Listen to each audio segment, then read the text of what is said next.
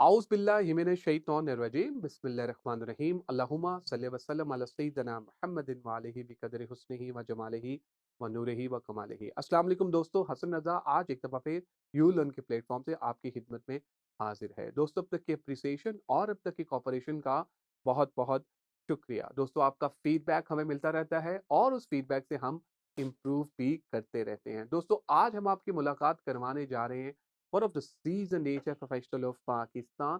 Ladies and gentlemen, इनका नाम है Asif Afzal. Asif Afzal is currently working as a Chief Human Resource Officer at Odyssey Solution। दोस्तों आज हम आसिफ से बात करेंगे कि जो टीम बिल्डिंग होती है, इदारों में किस तरह से टीम्स जो हैं वो बनाई जाती हैं। आइए मिलते हैं आसिफ से। Asif, thank you very much for joining us today.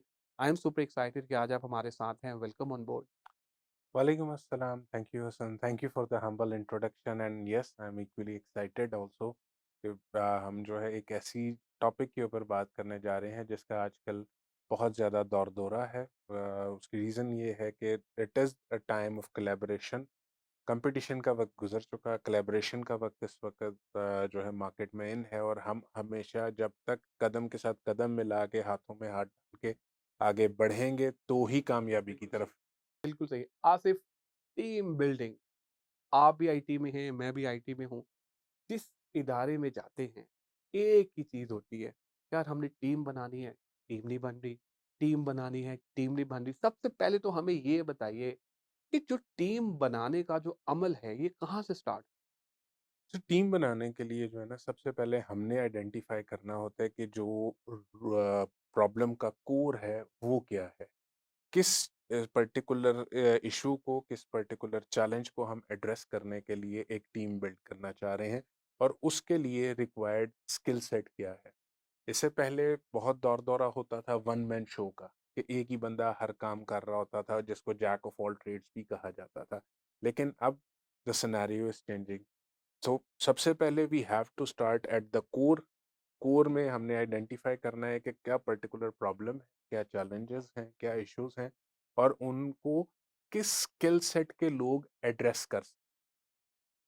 This is where we start. जब हम ये चीज आइडेंटिफाई कर लेते हैं कि उनको कौन से स्किल सेट के लोग कर सकते हैं, then we actually start looking at about about our departments के हमें कौन कौन से डिपार्टमेंट में कौन कौन से रेलेवेंट स्किल सेट का रिसोर्स अवेलेबल है और हम उसको कितना यूटिलाइज कर सकते हैं। वहाँ पे जाके फिर उसके बाद आहिस्ता-आहिस्ता उनको जो है उनकी रिप्लेसमेंट्स वगैरह लगा के जब हम उनको we pull them together into a team और फिर उसके बाद जब हम उसको उस प्रॉब्लम को और इशू को या चैलेंज को एड्रेस करना शुरू करते हैं, तो हम बड़े ऑर्गेनाइज्ड और वेल मैनेज्ड तरीके से उस चीज़ को रिज़ॉल्व करने में काम। बिल्कुल सही। अच्छा, अक्सर ये देखा गया है आसिफ, कुछ इदारों में इस तरह से भी होता है कि जब आप टीम बना रहे होते हैं, तो कुछ सिफ़ारशी भर्ती हो जाती है, रेफ़रेंस बेस्ड हायरिंग होती है। आप इस सिनेरियो को किस तरह देखते हैं? सर हमारी कोई भी ऑर्गेनाइजेशन है ना, now this is a universal rule. ये एक यूनिवर्सल रूल है और इसको हम किसी भी लेवल के ऊपर डिनाई नहीं कर सकते। हमारी जो किसी भी कंपनी की एक वर्कफोर्स है ना, उसका डिवीजन होता है 20-60-20। जो पहला 20% है, वो होते हैं, वो स्टार्स ऑफ द कंपनी होते हैं, जो टॉप परफॉर्मर्स होते हैं, जिन्होंने उस कंपनी का एक चेहरा बनना होता है। फिर उसके बाद जो 60% आते हैं, वो लोग होते हैं जिन्होंने उन 20% को सपोर्ट करके कंपनी को आगे लेके चलना होता है। व्हेयरएज़ जो आखिरी 20% होते हैं वो बेचारे वो सिफारशी होते हैं या वो स्किल्स में या उस एनर्जी में वो सारी चीज़ों में जो है ना वो लैग कर रहे होते हैं। तो हमें अल्टीमेटली जब हम टीम बिल्डिंग की तरफ जाते हैं तो हमने इस पॉइंट को भी देखना होता है कि लेट्स से अगर हम उनसे एक्सपेक्ट कर रहे हैं 100% तो वो मैक्सिमम 40 या 45% डिलीवर कर रहे होंगे। तो उस वेरिएशन को भी हमने उस वक्त at the time of team building address करना बहुत जरूरी। अच्छा आसिफ, ये बताइएगा कि जब टीम बिल्डिंग आप करते हैं, तो सीईओ का कितना अमल दखल होता है उसके अंदर? सर सीईओ का अमल दखल टीम बिल्डिंग तक होता है, उसके बाद बाकी सारे आ जाते हैं चेक्स एंड बैलेंसेस। देखिए सीईओ जब एक टीम एक पर्टिकुलर टास्क के लिए या प्रोजेक्ट के लिए या चैलेंज के लिए जब एक टीम बिल्ड करता है ना, तो उसको सबसे पहले अपने ऊपर एतमाद होना चाहिए कि जो मैं कदम उठाने जा रहा हूँ, मेरी ये टीम इस काबिल है कि ये इसको डिलीवर कर सकेगी। उसके बाद उसका काम सिर्फ मॉनिटरिंग है। उसके बाद जब अपने ऊपर ट्रस्ट करने के बाद उसने टीम बिल्ड कर ली, तो फिर उसका काम है कि वो उस टीम के ऊपर भी वो ट्रस्ट रखे। और उस ट्रस्ट को बिल्ड करने के लिए टीम को एम्पावरमेंट चाहिए। अच्छा, अब जब टीम को एम्पावरमेंट चाहिए ना, तो टीम को भी ये इस चीज़ का एहसास होना चाहिए कि हमारे एम्प्लॉयर ने हमारे ऊपर ट्रस्ट किया है, तो हमने उसकी तवक्कुआत से बेहतर परफ़ॉर्म करना है। तो ये सारी चीज़ें जो है ना, तो वो सीईओ का role as a senior team building और उसके बाद मॉनिटरिंग और अल्टीमेटली डिलीवरी, उसका रोल वेरी कर रहा हो। सही। अच्छा आसिफ, माशाल्लाह आपने यूलर्न का भी विज़िट भी किया और अब अभी आपने देखा भी कि यूलर्न जो है वो बहुत अच्छी इनिशिएटिव ले रहा है ऑनलाइन लर्निंग के पर्सपेक्टिव से। तो आपका क्या फीडबैक? सो यूलर्न ने हमें वो प्लेटफ़ॉर्म दिया है जिसकी तरफ इस वक़्त पूरी की पूरी दुनिया जा रही है।